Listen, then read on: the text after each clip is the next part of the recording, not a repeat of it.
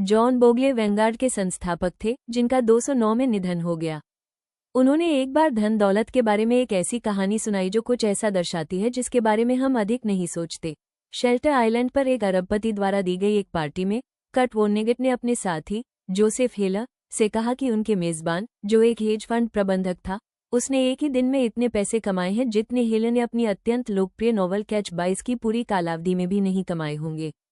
हेलर ने उत्तर दिया, हाँ, लेकिन मेरे पास वो है जो उसके पास कभी नहीं होगा, पर्याप्ति। मैं इस शब्द की सरल वाग्मिता से स्तब्ध रह गया, स्तब्ध, जिसके दो कारण हैं। पहला, क्योंकि मुझे खुद जीवन में बहुत कुछ मिला है, और दूसरा, क्योंकि जोसेफ हेलर ने जो कहा वो एकदम सही था। हमारे समाज के एक अंश के लिए, जिसमें हम में से काफी समृद्ध और शक्तिशाली लोग शामिल हैं, आजकल कोई सीमा ही नहीं है जो पर्याप्तता को परिभाषित कर सके। ये कितना तीक्ष्ण है और कितना शक्तिशाली। आइए मैं आपको हमारे पास पर्याप्त न होने के खतरों के 2 उदाहरण देता हूँ और देखते हैं वे हमें क्या सिखा सकते हैं। रजत गुप्ता का जन्म कोलकाता में हुआ और किशोरावस्था में वे अनाथ हो गए।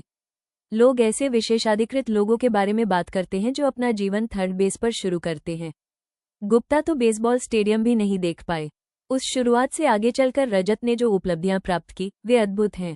लगभग 45 वर्ष की उम्र में गुप्ता मैकिन्से के सीईओ बन गए, जो विश्व की सबसे प्रतिष्ठित कंसल्टिंग फर्म है। वे 2007 में सेवानिवृत्त हुए, जिसके बाद उन्होंने संयुक्त राष्ट्र और वर्ल्ड इकोनॉमिक फोरम में अहम भूमिका निभाई। उन्होंने लोक हितैषी कार्यों में बिल गेट्स के साथ सहभागिता की। वे 5 अन्य पब्लिक कंपनियों के बोर्ड ऑफ डायरेक्टर्स में सम्मिलित थे। कोलकाता की झुग्गी झोपड़ी से निकल गुप्ता अभी तक के सबसे सफल उद्यमियों में से एक बन चुके हैं। सफलता के साथ साथ उन्हें प्रचुर संपत्ति भी मिली। 2008 में खबरों के अनुसार गुप्ता की शुद्ध संपत्ति $00 मिलियन थी। इतनी राशि अधिकांश लोगों के लिए अपरिमेय है। उस राशि का 5% वार्षिक प्रतिफल प्रतिदिन लगभग $600 प्रति घंटा उत्पन्न करता है। वे जीवन में जो चाहे वो कर सकते थे, और जो वे चाहते थे वो मात्र एक सेंटा मिलियनेयर बनना नहीं था। वे एक बिलियनियर बनना चाहते थे, और वे हर हाल में ये पाना चाहते थे। गुप्ता गोल्डमैन सैक्स के बोर्ड ऑफ डायरेक्टर में से एक थे, जिसके कारण वे विश्व के कुछ सबसे अमीर निवेशकों से घिरे हुए थे। एक निवेशक ने प्राइवेट इक्विटी टाइकून के भुगतान दिवस का हवाला देते हुए गुप्ता के बारे में कहा, मुझे लगता है वे उस समूह में रहना चाहते हैं। वो एक अरबपतियों का समूह है ना? गोल्डमैन जैसे अरबों खरबों का ही समूह है, सही है ना? बिल्कुल सही। और इस तरह गुप्ता को एक लाभप्रद अन्य काम मिल गया। 2008 में जब गोल्डमैन सैक्स को वित्तीय संकट की मार झेलनी पड़ी, वॉरेन बफेट ने इस बैंक को बचाने के लिए $5 बिलियन की राशि निवेश करने का निर्णय लिया। गोल्डमैन बोर्ड का सदस्य होने के कारण गुप्ता को सामान्य जनता से पहले इस सौदे की जानकारी मिल गई। यह एक मूल्यवान जानकारी थी। गोल्डमैन का अस्तित्व शंकास्पद था और बफेट के समर्थन से निश्चय ही उसके स्टॉक में उछाल आ जाता। इस आगामी सौदे की जानकारी मिलने के 6 सेकंड बाद गुप्ता, जो गोल्डमैन बोर्ड मीटिंग की फोन कॉल पर थे, उन्होंने फोन रखकर राजरत्नम नाम के एक हेज फंड प्रबंधक को फोन मिलाया। कॉल रिकॉर्ड नहीं किया गया, लेकिन राजरत्नम ने तुरंत गोल्डमैन सैक्स के 75,000 शेयर खरीद लिए। तो आप समझ ही सकते हैं कि फोन पर क्या बात हुई होगी। कुछ घंटों बाद जनता के सामने बफेट गोल्डमैन सौदे की घोषणा की गई। गोल्डमैन के स्टॉक में उछाल आया। राजरत्नम ने तुरंत $1 मिलियन कमा लिए। यह इस कथित चलन का बस एक उदाहरण है। एसईसी का दावा है कि गुप्ता की भीतरी कमाई से उन्हें $7 मिलियन का लाभ हुआ। चोट पहुंचाने से ग्लानि का अनुभव होता है, लेकिन गरीबी आपको दर्द महसूस नहीं होने देती। 5 जो गुप्ता और मैडोफ ने किया वो अलग था। उनके पास पहले से सब कुछ था, अकल्पनीय संपत्ति, प्रतिष्ठा, शक्ति, स्वतंत्रता, और उन्होंने इस सब को जाने दिया क्योंकि उन्हें और अधिक चाहिए था। उन्हें पर्याप्ति का बोध नहीं था। ये चरम उदाहरण है, लेकिन इस आचरण के गैर अपराधी संस्करण भी हैं। Long term capital management hedge fund में काम कर रहे कर्मचारी व्यक्तिगत रूप से दसों सैकड़ों मिलियन डॉलर के मालिक थे, और उनकी संपत्ति में से अधिकांश उनके खुद के फंड में निवेशित थी। फिर और अधिक पाने की लालसा में उन्होंने इतना जोखिम उठाया कि सब खो बैठे। 998 में इतिहास की सबसे दृढ़ अर्थव्यवस्था और सबसे अच्छे बुल मार्केट के बीच। वॉरेन बफेट ने बाद में इसका इस तरह वर्णन किया, वो पैसा कमाने के लिए जो उनके पास नहीं था और जिसकी उन्हें आवश्यकता भी नहीं थी, उन्होंने वो सब दांव पर लगा दिया जो उनके पास था और आवश्यक था। और यह मूर्खता है, ये साफ मूर्खता है। जो आपके लिए जरूरी है, अगर आप उसे किसी ऐसी चीज के लिए दांव पर लगाते हैं जो जरूरी नहीं, इसका कोई मतलब नहीं बनता। जो आपके पाए है और ज़रूरी है उसे किसी ऐसी चीज़ के लिए दांव पर लगाने का कोई मतलब नहीं जो आपके पास नहीं है और जिए की आपको ज़रूरत नहीं। यह एक ऐसी बात है जो उतनी ही प्रत्यक्ष है जितनी की अनदेखी। हम में से शायद ही कभी किसी के पास $00 मिलियन हो, जैसे गुप्ता और मैडोफ के पास थे। लेकिन ये किताब पढ़ रहे लोगों में से कुछ प्रतिशत अपने जीवन के एक पड़ाव पर इतना वेतन अवश्य कमा सकेंगे जिससे वे अपनी हर जायज़ ज़रूरत पूरी कर सके और साथ ही उसमें से भी काफ़ी कुछ पा सके जो वे चाहते हैं। अगर आप उनमें से एक हैं, ये कुछ बातें याद रखें। सबसे कठिन वित्तीय कौशल गोलपोस्ट को चलने से रोकना है, लेकिन ये सबसे महत्वपूर्ण भी है। अगर नतीजों के साथ उम्मीदें बढ़ती रहें तो अधिक पाने की चेष्टा का कोई मतलब नहीं, क्योंकि और अधिक प्रयास के बाद आप फिर वैसा ही महसूस करेंगे। और यह खतरनाक होता जाता है जब ज्यादा का स्वाद ज्यादा पैसा, ज्यादा ताकत, ज्यादा प्रतिष्ठा संतुष्टि से ज्यादा महत्वाकांक्षा को बढ़ाता है। उस परिस्थिति में आगे बढ़ाया हुआ एक कदम गोलपोस्ट को 2 और कदम आगे धकेल देता है। आपको लगता है जैसे आप पीछे छूट रहे हैं और गति बनाए रखने का एकमात्र तरीका और अधिक जोखिम उठाना है।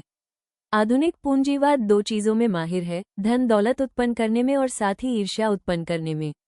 शायद ये दोनों साथ साथ ही पाए जाते हैं। अपने साथियों से आगे बढ़ने का जुनून सफलता का ईंधन हो सकता है, लेकिन प्राप्ति के बोध के बिना जीवन में कुछ मजा नहीं है। खुशी, जैसा कि कहा जाता है, उम्मीदों के बिना नतीजे हैं। 2. यहाँ असल समस्या सामाजिक तुलना है। एक नए बेसबॉल खिलाड़ी के बारे में सोचिए जो प्रतिवर्ष $5 लाख कमाता है। वह हर परिभाषा से अमीर है, लेकिन मान लीजिए कि अगर वो उसी टीम के लिए खेलता है जिसके लिए माइक ट्राउट, जिसके पास 2 वर्षीय $430 मिलियन का अनुबंध है। अब तुलना करें तो वो नया खिलाड़ी दिवालिया प्रतीत होगा। लेकिन अब माइक ट्राउट की तरह सोचिए, $36 मिलियन प्रतिवर्ष बेतहाशा धनराशि है, लेकिन 208 में उच्चतम आय वाले हेज फंड प्रबंधकों को शीर्ष 0 की सूची में आने के लिए $340 मिलियन प्रतिवर्ष कमाना आवश्यक था। 4 ट्राउट जैसे लोग संभवतः अपनी आय की तुलना ऐसे लोगों से करते होंगे, और जो हेज फंड प्रबंधक $340 मिलियन प्रतिवर्ष कमाता है वो शायद खुद की तुलना शीर्ष 5 हेज फंड प्रबंधकों से करता होगा जिन्होंने 208 में कम से कम $770 मिलियन कमाए। वे शीर्ष प्रबंधक वॉरेन बफेट के जैसे किसी से प्रेरित हो सकते हैं जिनकी निजी संपत्ति 208 में $3.50 बिलियन बढ़ गई। बफेट के जैसा कोई शायद जेफ बेजोस से प्रेरित हो सकता है जिनकी शुद्ध संपत्ति 208 में $24 बिलियन बढ़ गई, एक ऐसी राशि जिसका प्रति मिनट भाग अमीर बेसबॉल खिलाड़ी की पूरे साल की कमाई से अधिक है। मुद्दा यह है कि सामाजिक तुलना की छत इतनी ऊंची है कि वस्तुतः कोई इसे नहीं छू पाएगा, जिसका मतलब यह है कि यह एक ऐसी लड़ाई है जिसे कभी जीता नहीं जा सकता, या फिर जीतने का एकमात्र तरीका यह है कि कभी इसे लड़ा ही न जाए। यह मान लेना कि आपके पास पर्याप्त हो सकता है, फिर चाहे वो दूसरों के मुकाबले कम ही क्यों न हो। मेरा एक दोस्त हर साल तीर्थयात्रा पर लास वेगास जाता है। एक बार उसने एक डीलर से पूछा, तुम कौन से खेल खेलते हो और कौन से कसिनो में? डीलर ने बहुत गंभीरता से जवाब दिया, लास वेगास के कसिनो में जीतने का सिर्फ एक तरीका है, वो ये कि जैसे ही आप अंदर आएं, वापस बाहर निकल जाएं, और ठीक इसी तरह दूसरों की संपत्ति से तुलना करने का खेल भी काम करता है। 3. पर्याप्त बहुत कम नहीं होता। पर्याप्त होने का विचार रुवेद के जैसा लग सकता है, जिसमें अवसरों और क्षमता को छोड़ दिया जाए। मुझे नहीं लगता ये ठीक है।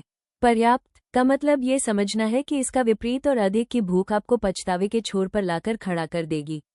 ये जानने का एकमात्र तरीका कि आप कितना खाना खा सकते हैं यही है कि आप तब तक खाना खाएं जब तक बीमार न पड़ जाएं। कुछ ही लोग ऐसा करते हैं क्योंकि उल्टी करने की तकलीफ खाने के स्वाद से ज्यादा होती है, लेकिन किसी कारण ये तर्क व्यवसाय और निवेश में नहीं चलता, और अधिकतर लोग तब जाकर रुकते हैं जब वे टूट जाएं या रुकने पर मजबूर हो जाएं। यह अबोध रूप में कुछ ऐसा भी हो सकता है, अपने काम में अक्रियाशील हो जाने से लेकर एक जोखिम भरा निवेश आवंटन जिसे आप कायम न रख सकें। दूसरी तरफ दुनिया में रजत गुप्ता और बनी मैडोफ जैसे लोग हैं जो चोरी करने पर उतर आते हैं क्योंकि उन्हें लगता है कि बिना नतीजे की परवाह किए हर डॉलर हासिल करना जरूरी है। जो भी हो, हर एक संभाव्य डॉलर को ठुकराने की असमर्थता आगे चलकर आपको भारी पड़ेगी। बहुत सी चीजें जोखिम में अड़ालने लायक नहीं होती, चाहे संभाव्य लाभ कितना ही अधिक हो। जेल से रिहा होने के बाद रजत गुप्ता ने द न्यूयॉर्क टाइम्स को बताया कि उन्होंने एक महत्वपूर्ण सीख पाई है, कभी भी किसी चीज से हद से ज्यादा अनुरक्त न हो, आपकी प्रतिष्ठा, आपकी उपलब्धियां या इनमें से कुछ भी। मैं अब इस बारे में सोचता हूँ, इससे क्या फर्क पड़ता है? ठीक है, जो हुआ उसने मेरी प्रतिष्ठा अनुचित रूप से नष्ट कर दी, और ये तभी तकलीफ देता है अगर मैं अपनी प्रतिष्ठा से बहुत लगाव रखता हूँ। यह शायद उनके अनुभव से लिया जाने वाला सबसे खराब सबक मालूम पड़ता है। और मुझे लगता है कि यह एक ऐसे आदमी का खुद को तसल्ली देने के लिए बहाना है जो बुरी तरह से अपनी प्रतिष्ठा वापस चाहता है, लेकिन अब वो जा चुकी है। प्रतिष्ठा अमूल्य है, आज़ादी और स्वावलंबन अमूल्य है, परिवार और दोस्त अमूल्य हैं, जिन्हें आप प्यार करते हैं उनसे प्यार पाना अमूल्य है, खुशी अमूल्य है, और इन सब को बनाए रखने का सबसे अच्छा तरीका ये जानना है कि कब आपको वे जोखिम उठाना बंद कर देना चाहिए जो इन्हें नुकसान पहुंचाते हैं।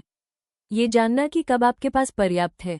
अच्छी खबर यह है कि पर्याप्ति का निर्माण करने वाला सबसे शक्तिशाली औजार अद्भुत रूप से सरल है और ऐसे जोखिमों की मांग नहीं करता जो इनमें से किसी भी चीज को हानि पहुंचाए।